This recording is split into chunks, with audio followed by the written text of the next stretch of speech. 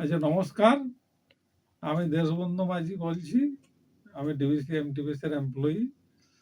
আমি hearing add আজ থেকে 2 বছর আগে নিয়েছি। ওর হিয়ারিং প্লাস থেকে আমি দুটো কানের জন্য দুটো মেশিন আজ 2 বছর আগে নিয়েছি, এবং আজ 2 বছর আগে 2 বছর ব্যবহার করার পর আমি কানের অনেক কিছু ভালো শুনতে পাচ্ছি।